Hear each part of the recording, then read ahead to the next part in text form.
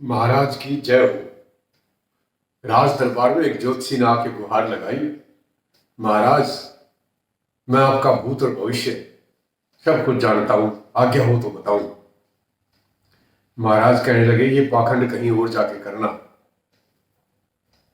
तू अगर एक भी बात मेरी सही बता देगा तो मैं तेरे को माला माल कर दूंगा। ज्योतिषी कहने लगा, महाराज जी, माला माल करना आपके हाथ में नहीं है। बेशक आपके पास कितना ही धन दौलत कितना ही है, पर इंसान माला माल तो सिर्फ अपनी कमाई के पैसों से होता है। आप किसी एक आदमी को भी माला माल नहीं कर सकते। महाराज को गुस्सा आ गया और कहने लगे, ठीक है, मैं तेरे को एक आदमी को माला माल करके दिखाऊंगा। और अगले ही दिन महाराज दरबार में एक इंसान को लेकर आए जिसके सिर के ऊपर सोने का मुकुट था और हीरे जड़े हुए, जवाहरात जड़े हुए कपड़े पहने हुए था।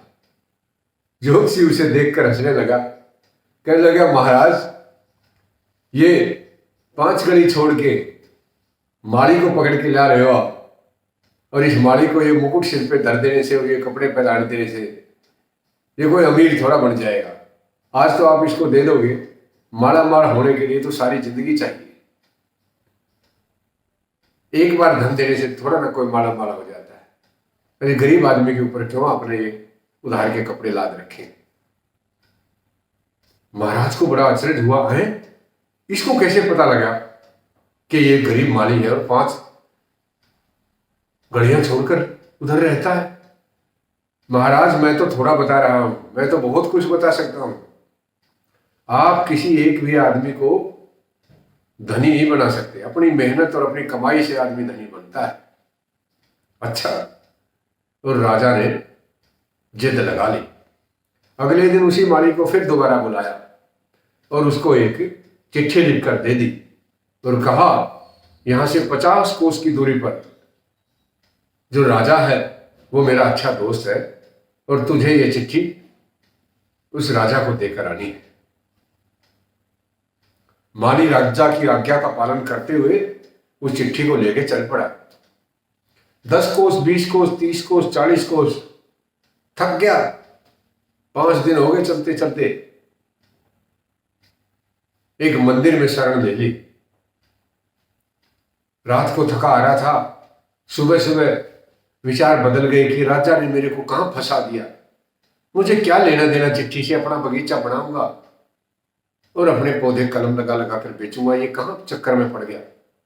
उदास माली को पुजारी ने पूछा, भाई क्या बात है, बड़े थके थके और उदास लग रहे हो। अरे क्या बताऊं, हमारे राज्य का जो राजा है ना, उसने मेरे को ये चिट्ठी यहां 10 कोस पे जो राजा रहता है उसको देने के लिए है। राजा तेरे को कैसे जानते हैं? उसने सारी बात बताई कि मेरे को तो राजा ने मुकुट भी पहनाया था परसों। अच्छा, तो क्या दिक्कत है? भाई मैं तो तंग आ गया, अब कितनी दूर जाऊं और फिर वापस भी तो जाना। ये मेरी चिट्ठी तू नहीं पहुंचा दे? और पुजारी को क्या था, वो तो कहते ही मान गए।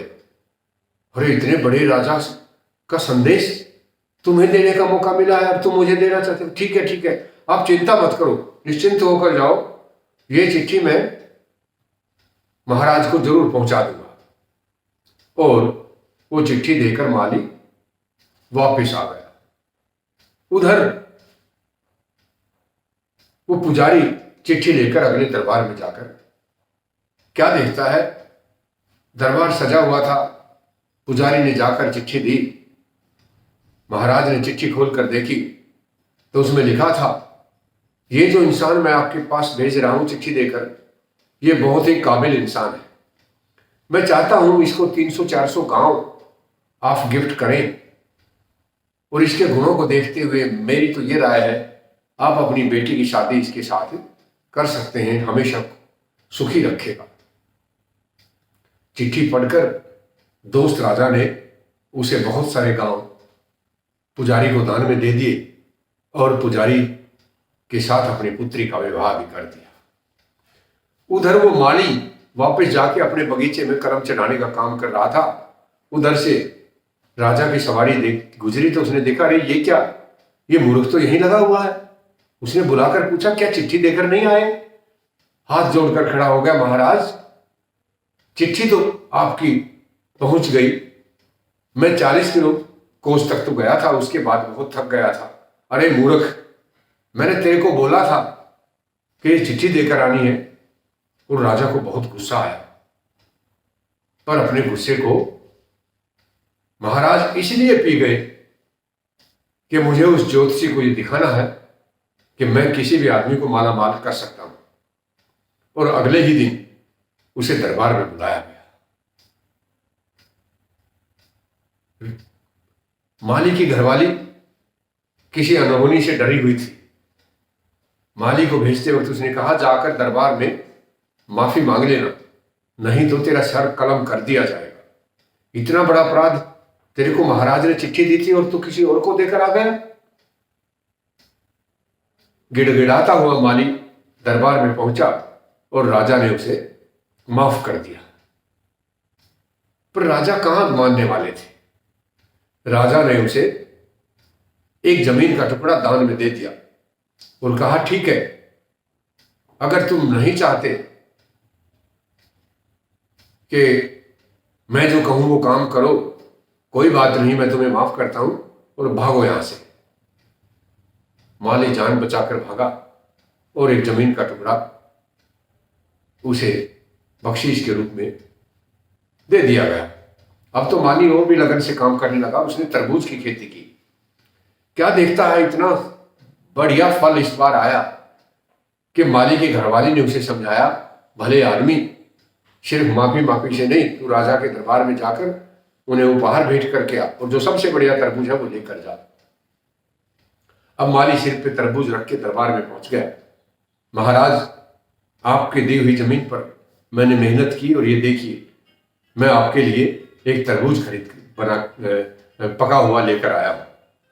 अरे रे, इतना बढ़िया तरबूज देखकर राजा गदगद हो गए और उन्होंने खुश होकर तरबूज अंदर ले जाकर उसमें एक कट लगाया और उसके अंदर से बहुत सारी अशर्फियां और सोने के सिक्के और हार डाल दिए। और वही तरबूज महाराज ने उसे इनाम स्वरूप दे दिया। शाबाश, बहुत अच्छा तरबूज है, मेरी तरफ से ये अपने बच्चों को जाकर खिला। अब माली मन ही मन अपने आप को कोसता हुआ आ रहा था, मैं कोई ढंग का गिफ्ट लेकर जाता तो शायद कुछ बड़ा इनाम मिलता। वही तरबूज महाराज ने वापस दे दिया और इस तरह से मन ही मन सोचता हुआ आ रहा था कि सामने से उसे एक दोस्त आते दिखाई दिए। अरे ये क्या, सिर पे तरबूज लिए कहां जा रहे हो? भाई, कहां जा रहा हूं, अपनी किस्मत को रो रहा हूं। राजा के दरबार में ये गिफ्ट लेकर गया था और महाराज ने मुझे यही वापस कर दिया कि लो, ये तुम्हारे लिए इनाम है। भला तरबूज भी कोई महाराज इनाम में देते हैं। तू यार, तू ले जा, ले अपने बच्चों को खिला लेना। उसने वो तरबूज अपने दोस्त को दे दिया। दोस्त ने घर जाकर तरबूज काटा तो अंदर से हीरे जवाहरात और हार और सोने की अशर्फियां निकली। वो माली माला माल हो गया।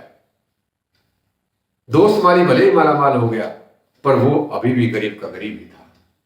ज्योतिषी ने महाराज के दरबार में जाकर उस माली को पेश किया और हाथ जोड़कर खड़ा हो गया कि देखिए महाराज, आपने 2 बार भरपूर कोशिश की, 3 बार की बल्कि, लेकिन ये धनवान नहीं बन सका, इसको माला माल आप नहीं कर सकते। इंसान जब तक खुद मेहनत नहीं करता, जब तक वो अपनी पूरी के पूरे जज्बा और पूरे की पूरी लगन से काम नहीं करता, तब तक वो माला माल नहीं हो सकता। महाराज को ज्योतिषी की बात ये माननी ही पड़ी। ज्योतिषी कहने लगा, मैं किसी का भविष्य या भूत तो नहीं बता सकता, पर हाँ ये जरूर बता सकता हूं, जो लोग जीवन में मेहनत करते हैं वो हमेशा ही सफल होते हैं